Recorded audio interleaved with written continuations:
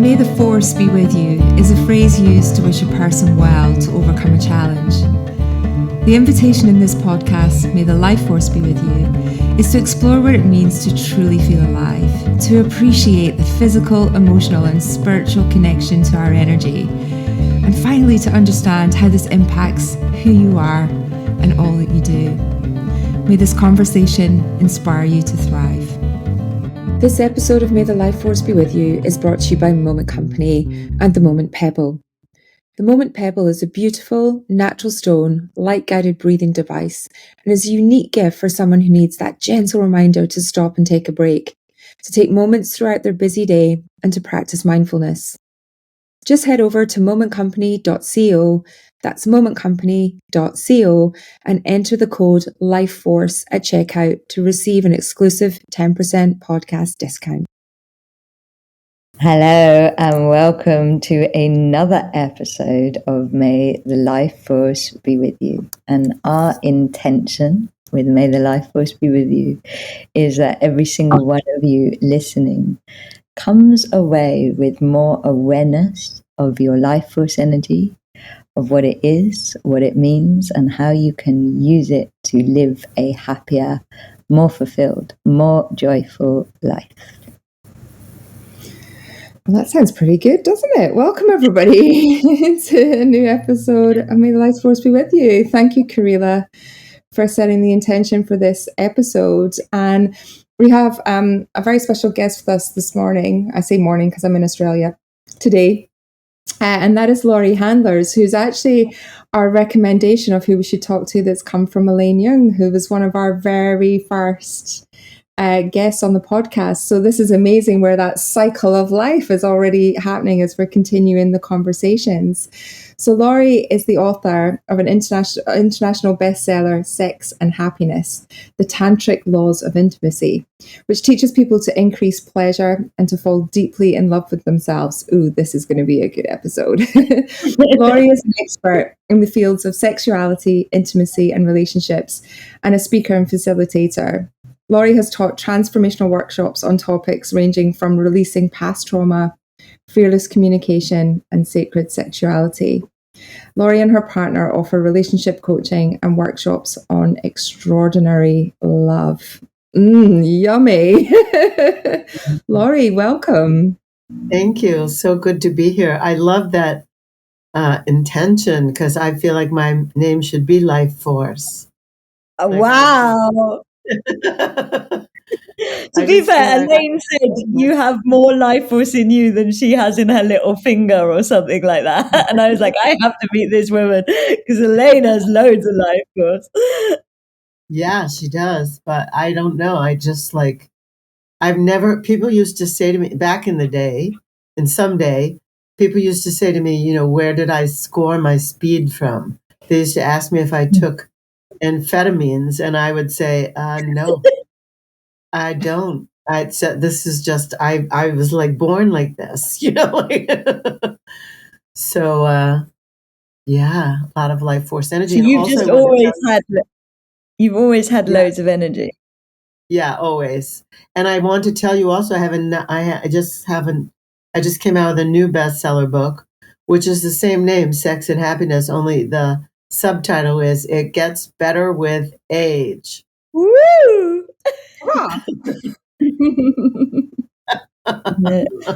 I find that I feel like my journey with sex has definitely got better with age. I think that it's true, 100%.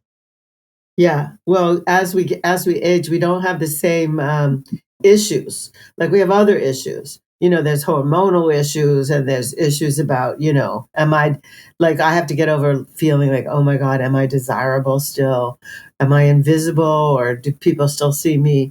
But I'm not insecure the way I used to be. I'm not worried about how do I look and is everything perfect and will this person love me? And like, I just don't have those same issues anymore. And so it's much easier. It's just, and there's much more conversation. Like before, when I started having sex, you didn't actually talk about it. what are you doing later? Want to come over? You know, that So I meant, want to know, like, what made you write a book about sex? Is it because nobody was having a conversation about it? well, the first book is the Tantric Laws of Intimacy. And the reason I wrote that is because when I started Tantra, I was 46 when I found Tantra.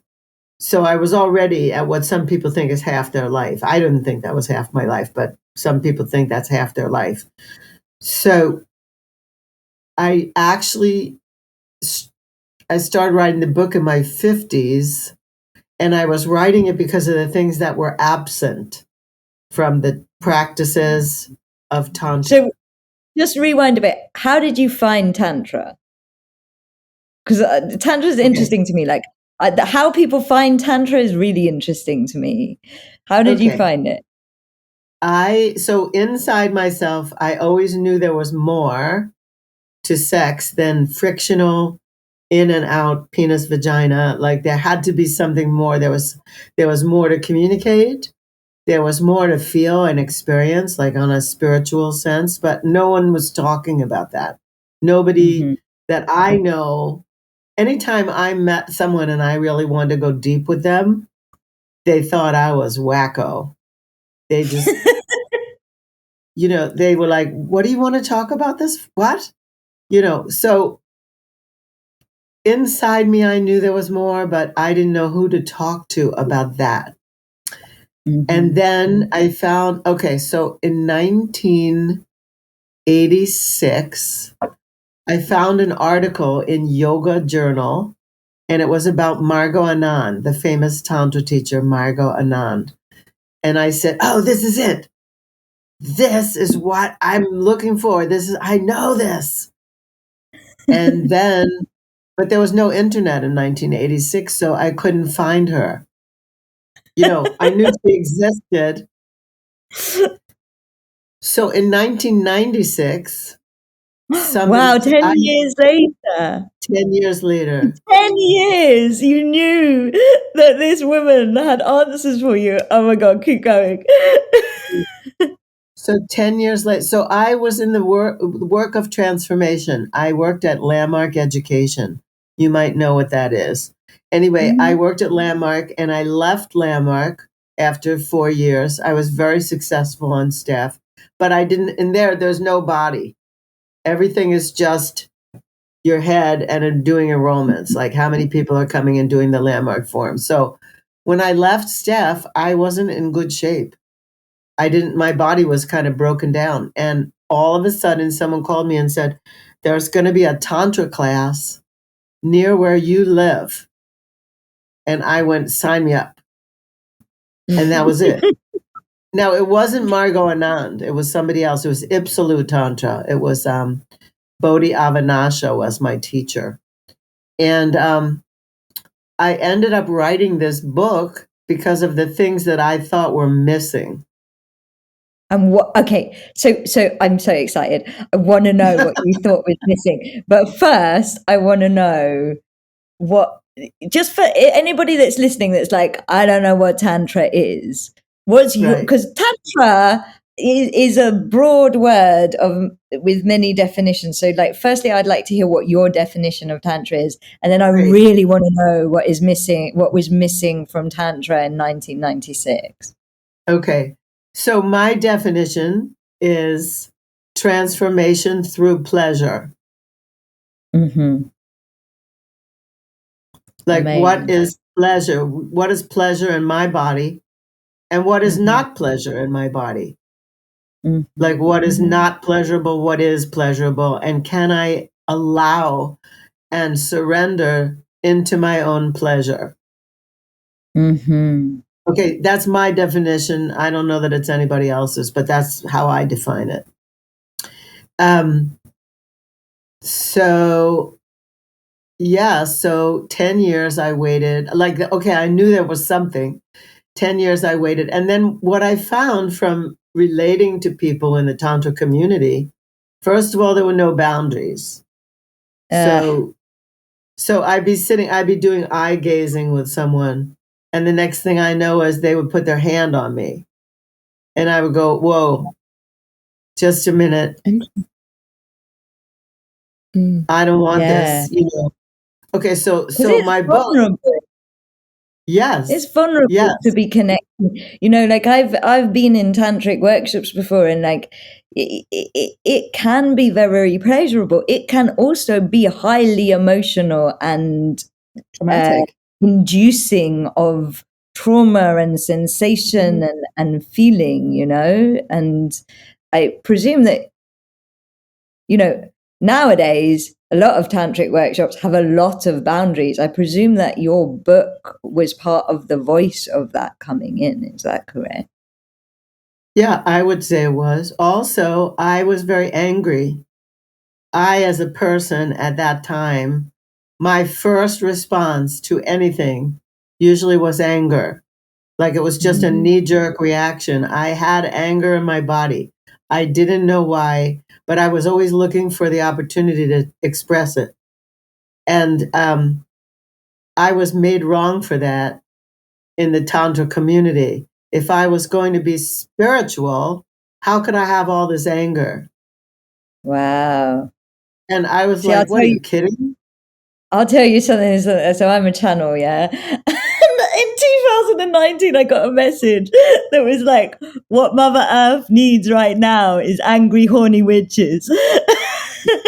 Doesn't need love and light. Mother Earth needs angry, horny witches. And so it sounds like you were an angry, horny witch in the Tantra community. I definitely was. I definitely was. There was no question about it. And then you wrote this book.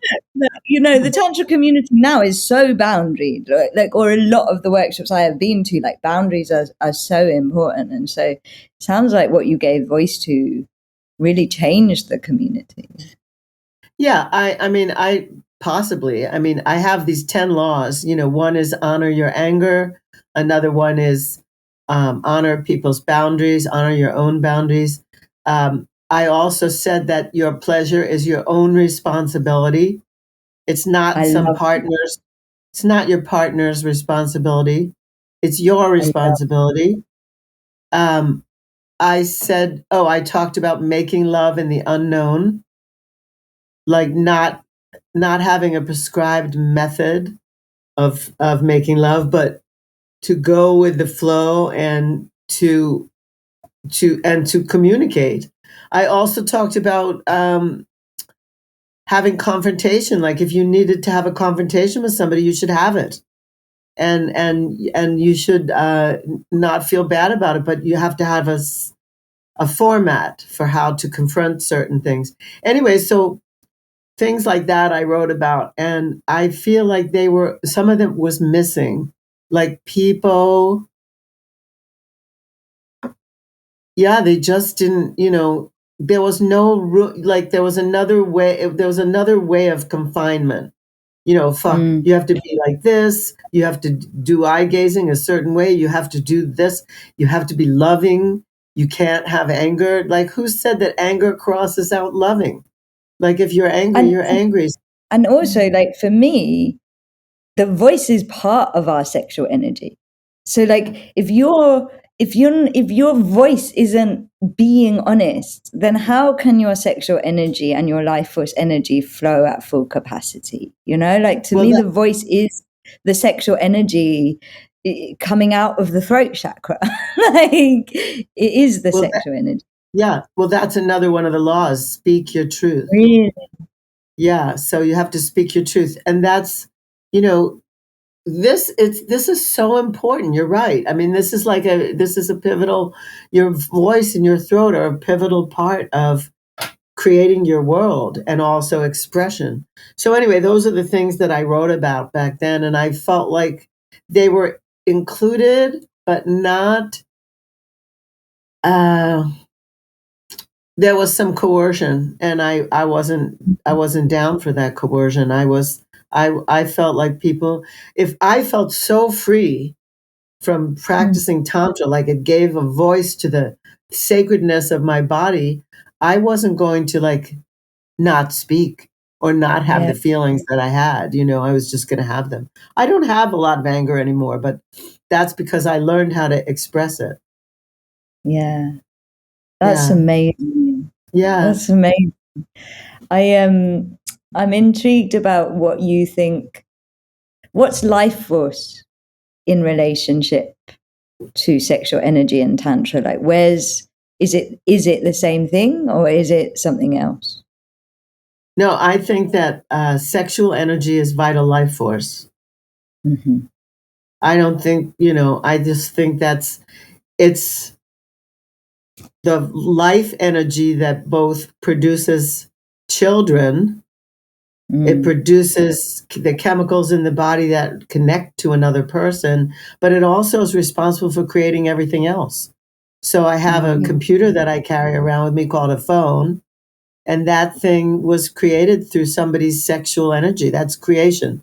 That's vital life force.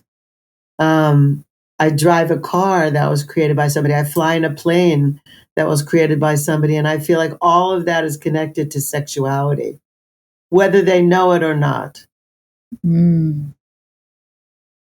And I think as well that, and we touched on this a little bit with Elaine, and how people interpret that sexual energy and that creation, because there's a dark side, there's a shadow side to that energy, that, as you say, when there are no boundaries, there's that fine line between what is someone's pleasure and what is someone taking from someone else. There's an exchange that's imbalanced there, and that's something that we have to be consciously aware of. And particularly in today's world, I'm really interested on what that connection between good, creative sexual energy that's positive and is that life force giving versus that darker side. And is there a connection between, is it a one partner scenario? Is it something that comes from marriage and love? What is it? Something that comes from a connection with person, or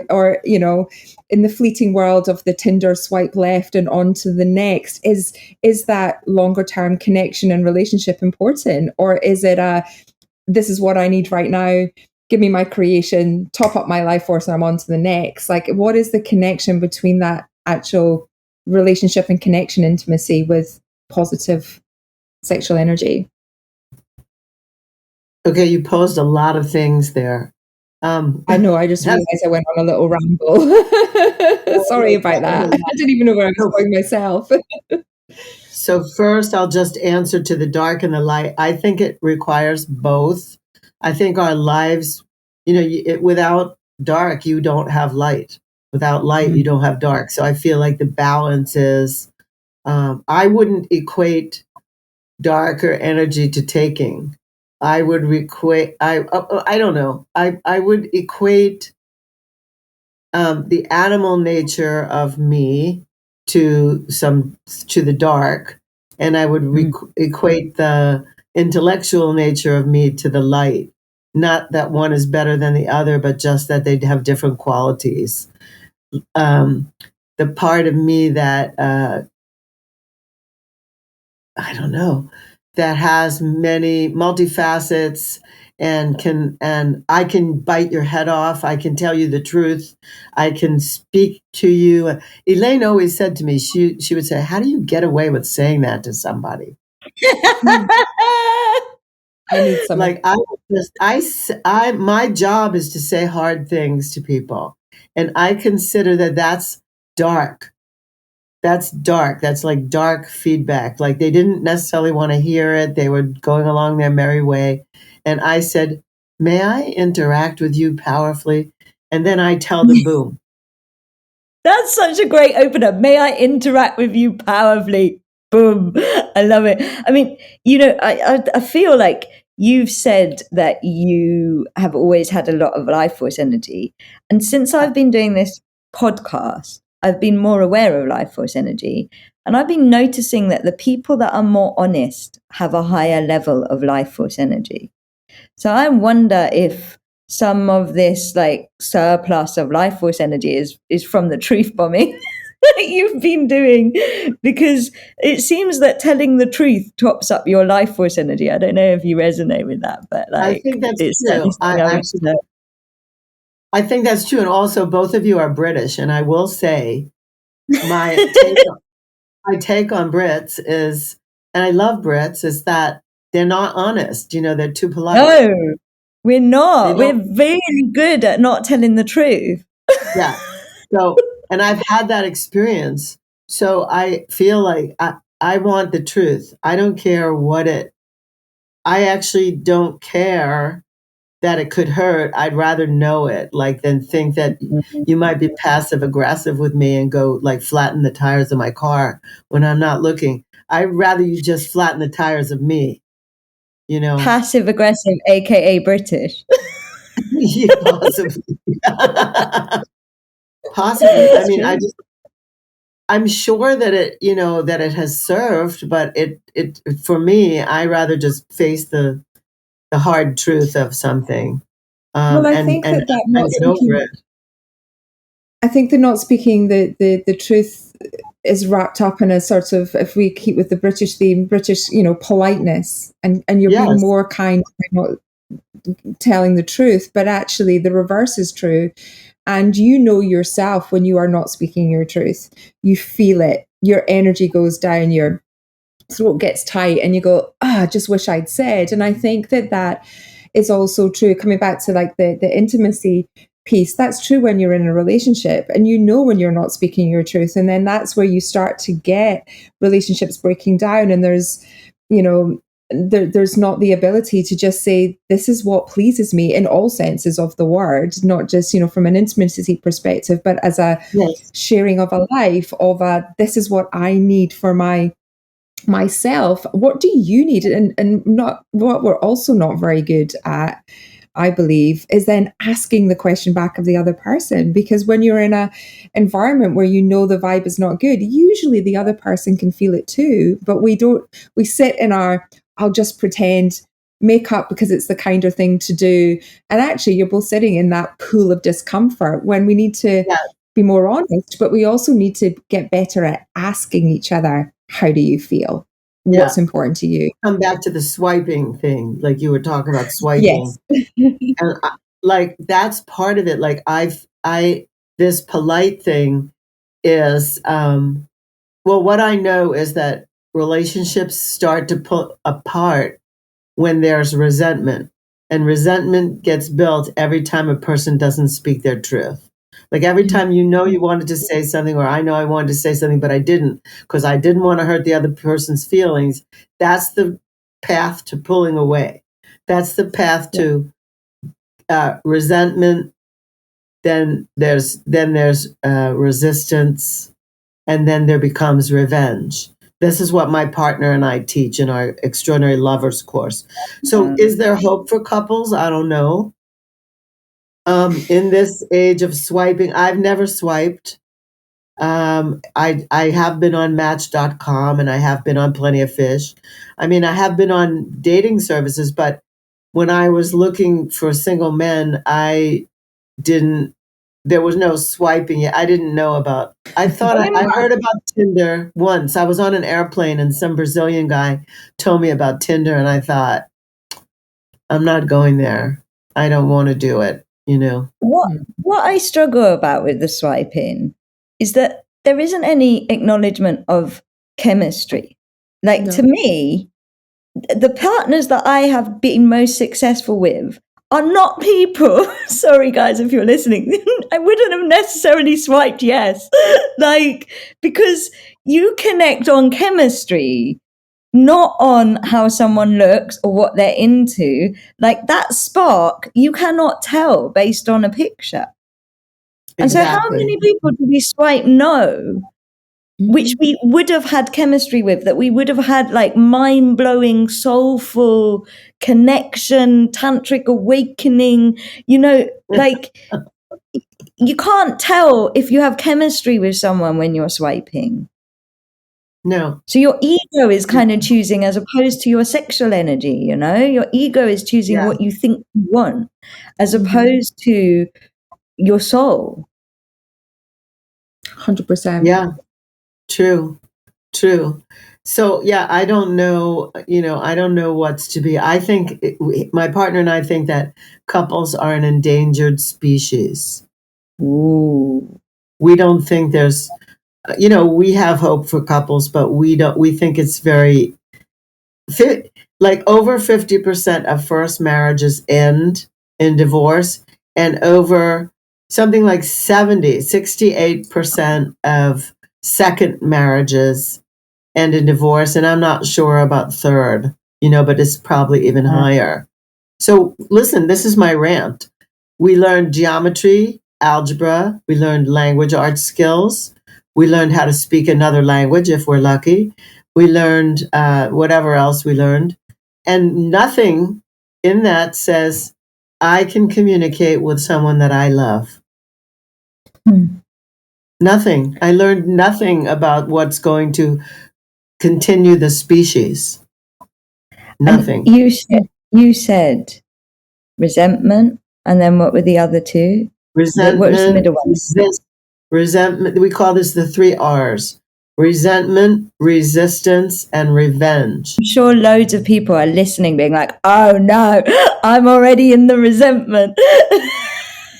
Well, whenever you don't say your truth, and you didn't give consent, or you didn't agree, or you just let something pass, you didn't say, it's like a notch, like a score on your, like, oh, this will pass, or I hope for the best. My love will win this person over, whatever that people say to themselves. Or it's not polite. It's not polite to say. Every time you make that tick mark, 1, 2, 3, 4, 5, after a while, you start to resent the other person because you've given your power away. Okay, underline, given your power away. You didn't speak up when there was an opportunity to speak up, or you didn't set boundaries. You didn't say, I really hate it when I'm taking a nap and you come in and like jump on the bed. Like, I would really like you to like respect the fact that I need an hour of rest, or whatever. That every time you don't say the truth for yourself to the other person, you're whittling away at the relationship. So you build a resentment. And then when the resentment gets entrenched, like bigger, then you get into resistance. So the other person says, want to go to the movies? No. Wow. You want to do something with me? You want to go, let's go dancing? No, that's all right. No, that's okay. I have other things to do. I can see how that's resentment, because the word is like sending it back. It's like right.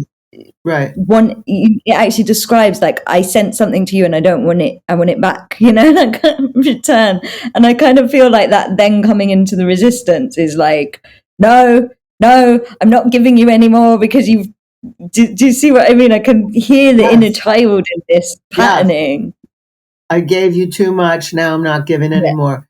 And finally, revenge. When it festers for a long time, the person then wants to get even with the other person. They want to get them back. So here's an example. I have a really good friend that one day called me and he said, I got home from work today and there was no one left in my house. No wife, no kids, no dog, and no furniture. Oh. And I said, oh my God, that's the worst thing I've ever heard. Like, she just took everything. She just got revenge. The wife just got revenge. She just took everything and with no warning. Like, she had to be planning it for months. That's revenge. She had to be planning that for months. So, and there's one. Yeah, that's not a reaction. That's planned. That's planned, but that is in reaction to all the things that she didn't probably say. That she didn't. This is a sweetheart, by the way, this man. So it's not like he wasn't open for communication, but I don't know. Maybe the person just didn't feel that she had the right to say it, or what? I don't know. I didn't know her very well. I only knew him. Anyway, there's also one other thing, which is righteousness.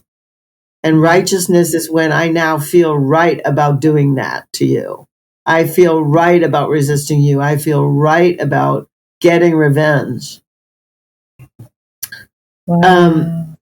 So that's where a lot of relationships are at, because people don't really know how to communicate. Not only do they not know how to communicate love and appreciation very well, but they also don't know how to communicate, hey, that thing you do doesn't feel good to me. Can we talk about it? Hey, could we have a conversation about the things that aren't working for us? Geometry doesn't solve that. Knowing how to do social media doesn't solve that. And so if people are listening and they're like, I am deep in a relationship that is on this track of resentment and resistance, and like, can you give anything to them? Like, is it just finding the courage or finding the voice to start speaking? No. Is that enough medicine? I feel, they need skills. I feel we teach people self-love, love of the other, and then love that manifests. And we teach that through communication skills, through confrontation, like how to clear most of this out. We also I also feel like couples need rituals, like they need to have some rituals where it's really safe, sacred space, where they actually could say anything and the other person won't react. Wow. And then also exquisite touch. I don't think people learn how to touch each other, even in Tantra. I don't think that anyone teaches someone this is actually how you touch someone, and this is actually how you get consent. Can I touch you this way? How does this feel to you? Can you tell me the truth? Don't just settle. There is this pressure, I think, especially for women, but I don't know, to people please your partner, like to make them think they are good in bed when they are not. Like, polite, what I was going to say earlier was like, polite sex sucks, man. Polite sex is really bad sex. We're kind of taught that you're meant to be polite in bed. Or in this country, we're taught that you're meant to be polite all the time, innit? Yeah. So you get like people being polite in bed, and that's a problem, because then you don't get touched how you want to be touched. There was a scene with John Cleese in A Fish Called Wanda, and I just remember him being really polite, like as he took his clothes off and everything. Like to be able to tell the truth. So we give people a format about how to tell the truth about things and how to give each other feedback about the sex, how to get feedback about the sex, and then how to plan for the next time. What was the best part of this? Like after a football game, they say, well, here was the highlight of the game. Here was the most valuable player, the MVP. So we talk about that. What was the best thing that happened in this sexual encounter? And what could use a little bit more, polish? What could use a little bit more, whatever? We actually talk about it. We have a conversation. Do you teach people how to hear the truth as well, though? Yeah. Because I feel like a lot of people are worried. I feel like the polite sex in England comes from people also being worried about the other person hearing the truth and not being able to handle the truth that they hear. Yeah. One thing at a time. Nobody can hear 5 things. It's too much. So one thing at a time, and then we see how they do with that. Like one thing. 5 things is overwhelming. But sometimes people haven't said for so long that they have so much baggage that they're going to bowl the person over with all of it. That's where revenge comes. Yeah, because they didn't say. That makes sense. It's built up and built up and built up until it becomes such a big thing that there's an explosion rather than a conversation. And I can really see that and feel that around me. So I've never been married, don't have children. I'm single. I'm always single. And it's something that kind of I don't know, at different parts of my life, it's bothered me and it's concerned me. And there's, you go to the what's wrong with me, because to your point, the desirability, the where you fit in society, the how people interact with you is often based on your relationship status and how comfortable people are with you because you are or not connected to somebody else. It's a very kind of, this is where you fit in the world based on kind of your relationship. And I'm about to hit 50, and it's just really interesting that people's perception of where you should be at a certain stage. But what I struggle with when I look around is that I find a little bit of judgment out there on the decisions that I've made in life because it's not been the norm, shall we say.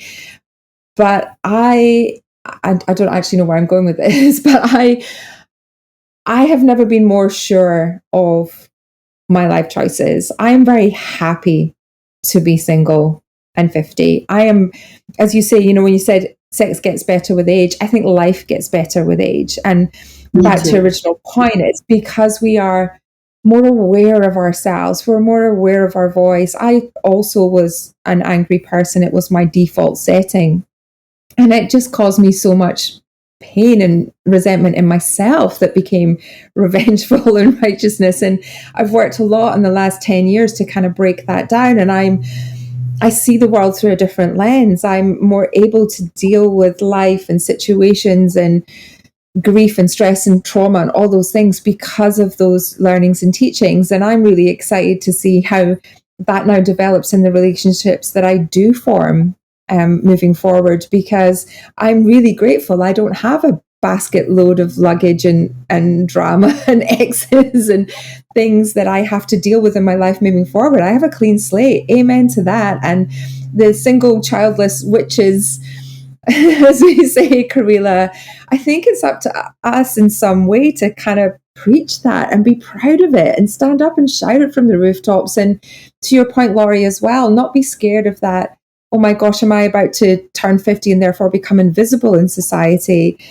How can we get more loud and proud? How can we stand up and go, yeah, I made choices and I bloody love them, and I'm going to keep living and I'm going to keep growing, and you can too. And that's really the kind of message that I get really passionate about sharing. So I don't know if there's a question in there, but I just wanted to share that very first thing that you said about it gets better with age, to me, just opened the entire life gets better with age.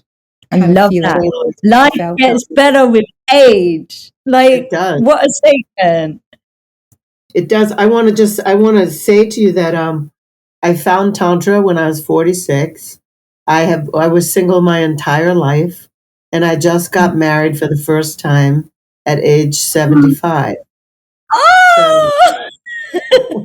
The only reason I didn't resist is because I thought, oh, it's a new thing to do.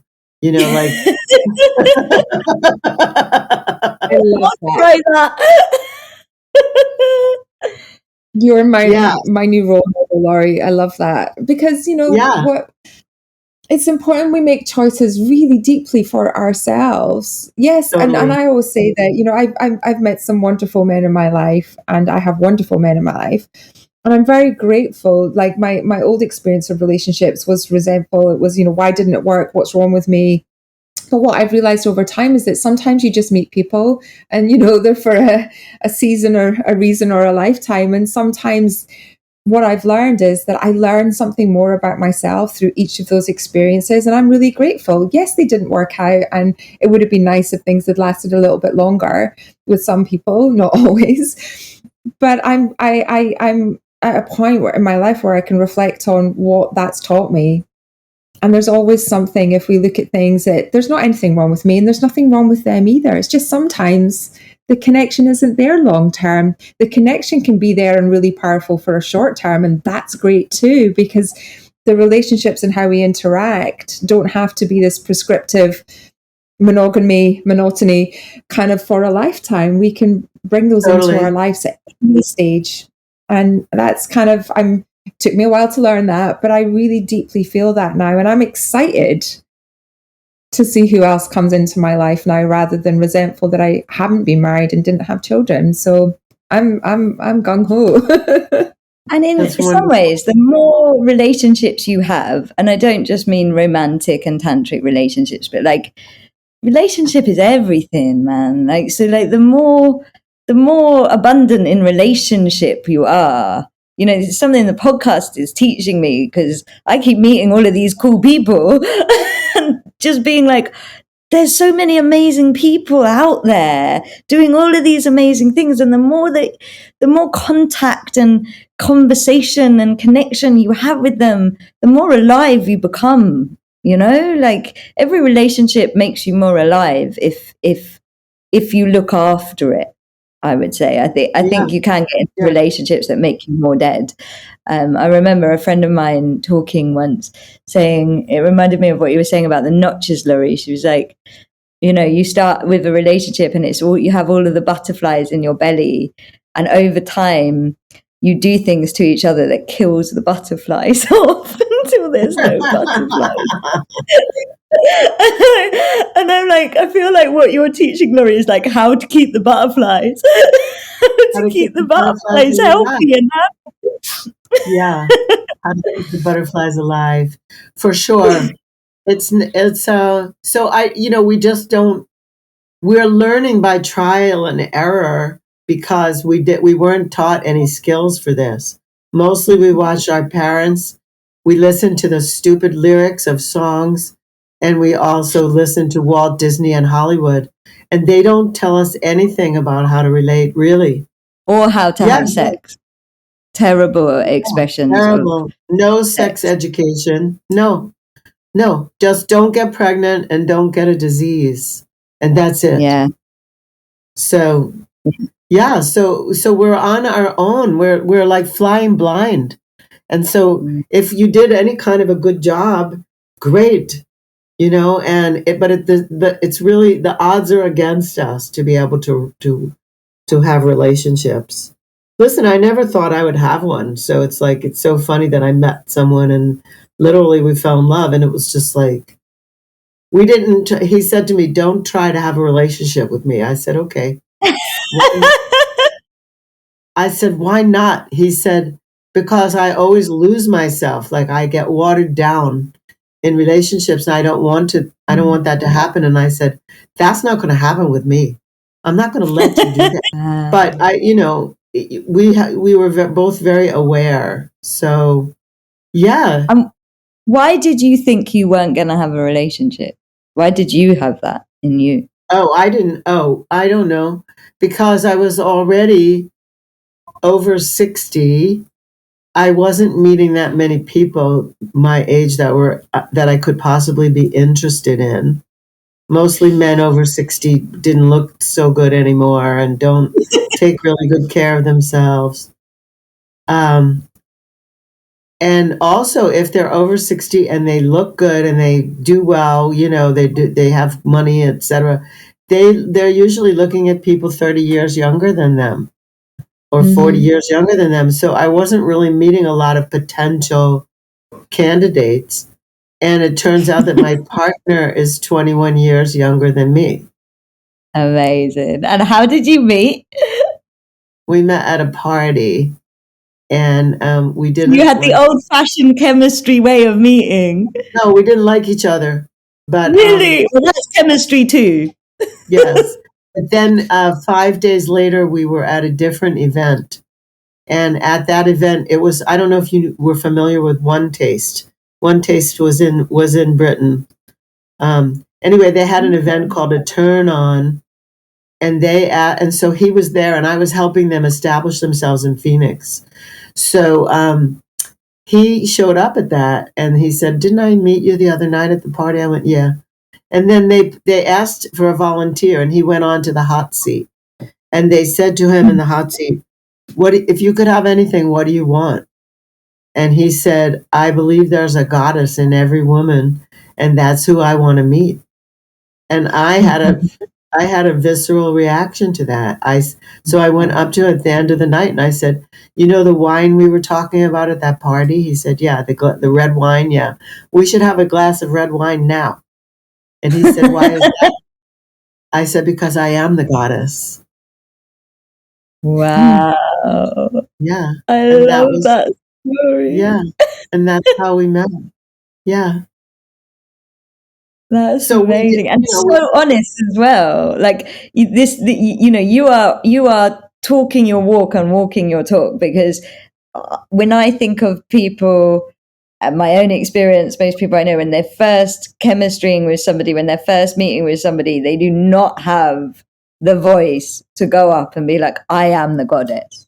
Like most people are, well, in Britain, again, we're polite. If you don't mind, would it be okay? I don't mean to interrupt. Oh, I know I'm probably not what you're looking for. Oh, apology. Make up an excuse. Can I get your number for this reason? Like, it's amazing to hear that you went up to him and was like, I am the goddess. Like, what a wonderful foundation of honesty, because I kind of feel like that beginning also can start the lying. Yeah. Yeah. Yeah. Well, we did a lot of, in the first conversation, we asked each other very important questions. What did you ask? We asked where you spend your money on personal growth.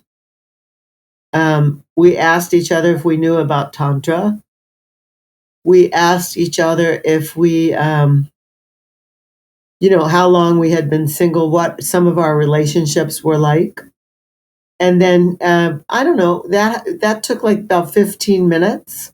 And then he said to me, should we date? And I said, yeah, I think we should date. I think we have a lot in common about where we are doing work on ourselves, personal work. And then I said to him, I have a warning for you. I need to give you a warning. And he said, what's the warning? And I said, like on the pack of cigarettes, it says the Surgeon General's warning. He said, yeah. I said, my warning is that if you date me, I will disrupt your life. Whoa. I want you to come up to me. Like, I want a woman to come and say this to me, man. Like, no wonder he married you. And then he said, okay. I said, I don't want you to take this as a gauntlet. I want you to take this as, I know for a fact that I've disrupted many people's lives. They were going along a certain way, and then they met me, and then things happened. So I just want you to know that that's going to happen to you. And at our wedding, the last thing he said in his vows was, thank you for disrupting my life. Oh, my heart is just, I mean, this is extraordinary love. Hey, is that why you teach extraordinary? Like, what is your definition of extraordinary love? Because it feels like you're talking about extraordinary love. It's just a little extra. So ordinary is to fight. Ordinary is to argue. Ordinary is to be right about things. Ordinary is to, after the butterflies wear off, ordinary is to roll your eyes. All the things that they do in Hollywood, all the things that my parents did. And extraordinary is to say, would I rather be in love or be right? Oh. And then choose. You choose. So it's like, do I want to fight about this? People say to us, what about fair fighting? We say we don't believe in fighting. Fighting is ordinary. We don't believe in fighting. If you and I are in relationship, I would rather cause oxytocin in you than the other stuff. Cortisol. Cortisol. Wow. I'm not into causing cortisol in my beloved. I'm not into causing cortisol in my friends. Wow. I mean, this is so moving to me because there's so much cortisol in the world, and nobody's going, maybe I'm causing some of the cortisol in the world. It's like so beautiful to be like, I want to bring you oxytocin. you know? But the beautiful thing with that is that you get it back. So if you're not causing the stress in someone else, you're not creating that in yourself either, because there isn't that antagonistic moment of, the chemistry going both ways. And so, I've certainly learned that over the years. If you are calmer yourself and you let things go, then you live happier, less cortisol spiking life as well. And so it just makes it easier the more you practice it. And it is practice. You do have to, as you say, Laurie, be aware. You have to catch it. You have to be mindful of the fact that you are practicing that. And you go, I'm going to give this a go, that I'm not actually going to react to this. That felt pretty good. The other person didn't react either. Look at us. Let's reward that behavior and do it again because it feels good. And the more that we can just catch it, be aware of it, practice it, reward ourselves, and do it again, the more it becomes just the way you are. And you are less triggered, you are less triggering, and the relationship gets easier. In terms of giving oxytocin to people, you mentioned earlier about truly touching someone. Can you say any more about if somebody's listening and they're like, I want to give oxytocin, I want to tell the truth, and I want to touch properly? What do you have any pearl of wisdom about how people can touch each other? Yeah, I have one. I have a lot, but I'll just say one. And that is, first of all, what I've come to realize is that men, I'm not making men wrong here. I love men. So this is not male bashing. I'm not cutting any balls off today. You're not a really angry, horny witch today. But, men do not learn anything. They do not talk to each other. There's no way that they learn from each other about touch. So the only way they learn is if their partners tell them. And if their partners are too busy being polite, then they don't tell them the truth. So men don't learn how to touch. And women, so for women, often they're settling for terrible sex, and the man learned because he watched porn. But that's, terrible way to learn. Yeah, they don't talk about it. So one of the skills that I teach in a different course, I teach a course called Tantra meets BDSM. And one of the skills we teach in that course is containment. So putting our arms around somebody and holding still gives rise to relaxation, also oxytocin, and like dropping into deep space. And then after you drop into deep space with somebody, ahead of time, you can talk about it. This is what I want. This is how I'd like to be touched. These are the kinds of things I like. And you do it after containment. So I'm not saying that only women want containment.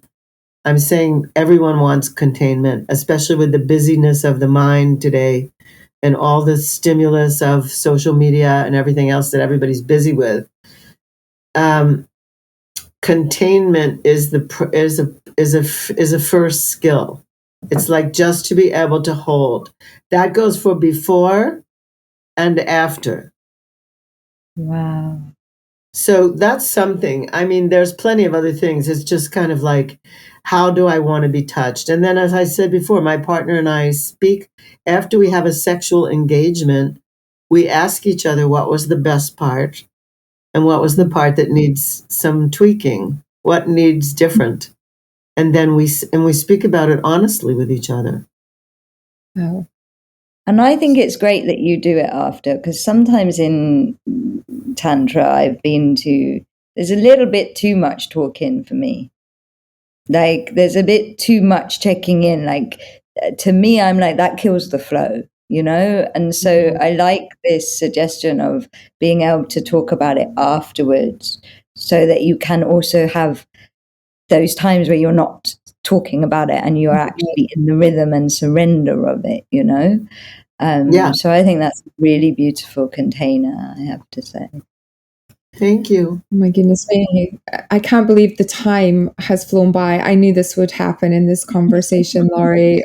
It's been so much fun and so enlightening. And those 4 R's I'm going to be sharing with a few people for sure, because when you were talking, I felt it in my heart of when I look around and you see people who are struggling in those R's, and adopting those patterns, and you can, there's a lot of love to be shared with people to help them out of those situations and into their own pleasure as well. We give so much away to everybody else. I think going right back to the beginning, you said it's about transformation of pleasure, and that's yourself. Self is so important in this journey. So yeah, it's been hugely fascinating. Kirill and I have got big smiles on our faces because it's such a great conversation. Some oxytocin butterflies. Kirill, I'm going to pass over to you for your question. So I would like to say we would, if ever you have a moment in your time, we would love to have you in the Life Force Cafe, which is where it's where the speakers go deeper. So from the podcast, they go deeper with a group Q&A style or workshop style. And I know that our Life Force Cafe members would just be over the moon if you could bring some of your wisdom and maybe even your partner to the Life Force Cafe. We would love to. We would love to come. Yeah, that would be amazing. Thank you so much. But my last question is: who should we speak to next? I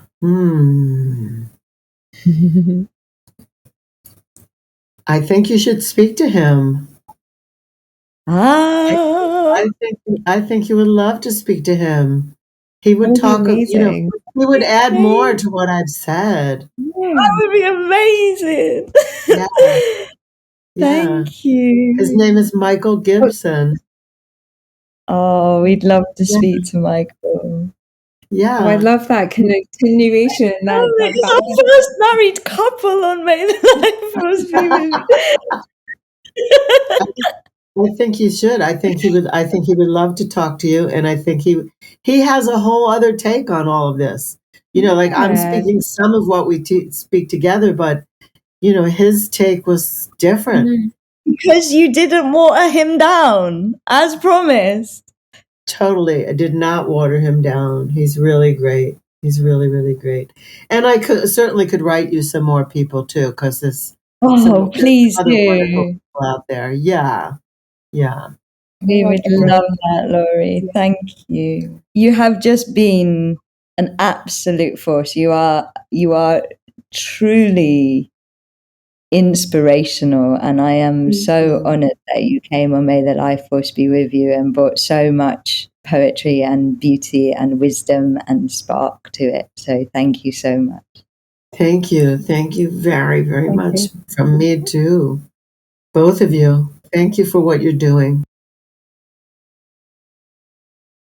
What a goddess. Truly. I mean, I want to be her when I grow up. She is amazing. Yeah, I mean, I think I said it in the episode, definitely an inspiration and a kind of, almost role model in terms of that, just standing in her truth, getting married age 75, like that I freaking love.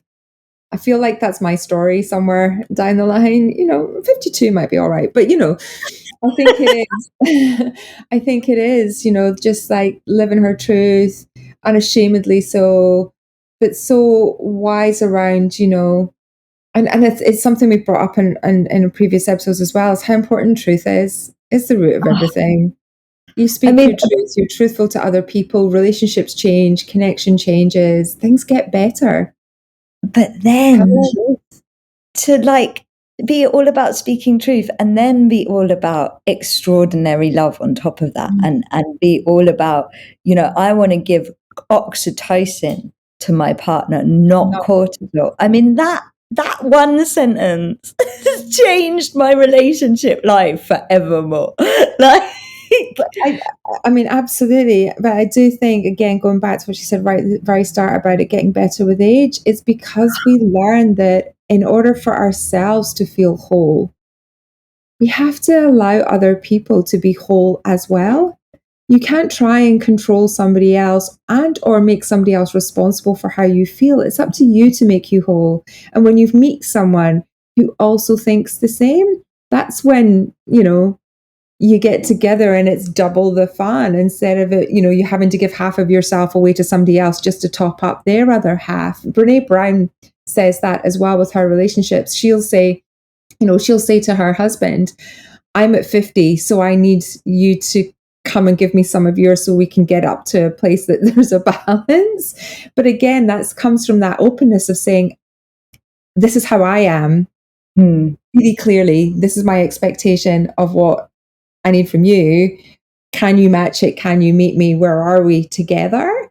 And I just, all of that's just like sparked off a million things in my brain about, the importance of it starting from self. Yeah.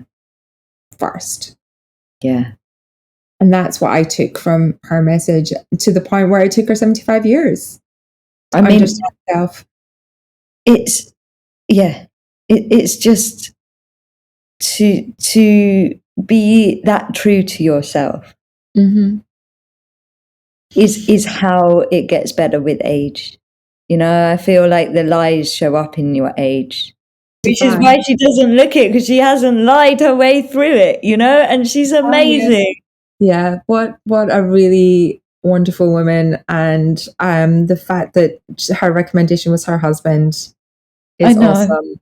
I'm gonna have to try and peel you down off the walls when we speak to Micheal, because I know you're gonna be so you are. It's gonna be like, it's love. It's amazing. So yeah, no, what I hope everybody has taken something from that has made them reflect on themselves in relationships. And don't beat yourself up, guys, if you're thinking, oh, I'm not the perfect oxytocin person. It's okay, we all practice and we keep practicing, and the best time to start is today. So if there's a small change that you can make that can make yourself a little bit happier today, and the ripple effect is that it helps your partner in your relationship, then don't wait, give it a go today. And we'll leave in all the show notes places that you can find Laurie's work and her books, because it sounds like there's some real wisdom in there that can help us all. So yeah, I'm getting a great episode. And let's all get the book. Until the next time, Karila, may the life force be with you. We hope this conversation has topped up your life force energy. If it has, then please help us spread the life force.